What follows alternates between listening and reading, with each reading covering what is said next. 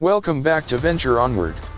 Today I plan to discuss how it's a super speed misadventure in babysitting as Kid Flash watches Jay and Irey, the Flash's kids.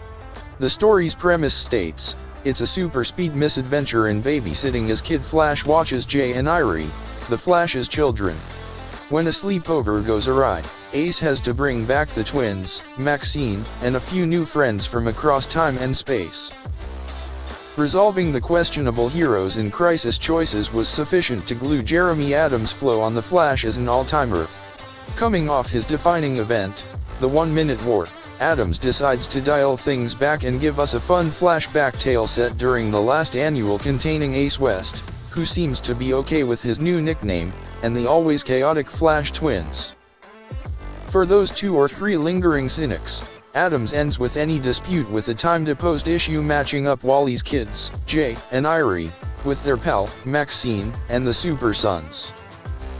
Adams has always brought excellent minutes I didn't know I craved for in a Flash comic book, like the Legion of Doom issue, the fighting-centered comic with a couple of space wrestlers, the Gem World adventure with Wally getting in trouble with Linda, Wally getting a good laugh with Captain Cold, and now a Super Sons team-up. Ace gets roped by Wally into looking after his kids, unaware that it is a sleepover. Still, before the babysitting can begin, Jay, Irey, and her friend Maxine get swept away to another dimension by an array of light as an assembled group of villains led by Knives Maroney, who had kidnapped them as their sinister goal is to stop the threesome from founding a superhero squad in some time in the future. It isn't the first time Adams has played with the idea of that lineup.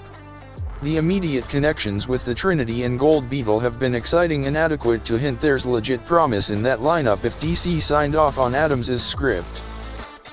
Adams transcribed the amazing fight of the Super Sons and, again, displays how fully he comprehends the Super Sons' energetic team in a minor frame.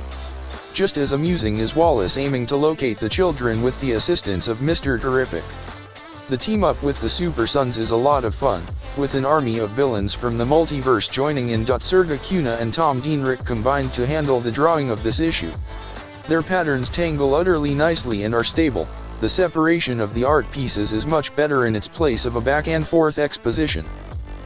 Matt Herms and Peter Pantas's light colors line up superbly with the narrative's relaxed and diversion tone. This Adams run has been a constantly committing present that's, unfortunately, reaching its conclusion as Simon Spurrier takes over writing duties as Adams heads over to reboot the Green Lantern franchise for a new era. But not before Adams prepares a few more excuses to be willing to add more adventures to the Flash family. Well, that's about it. Thank you for listening. Until next time, venture onward.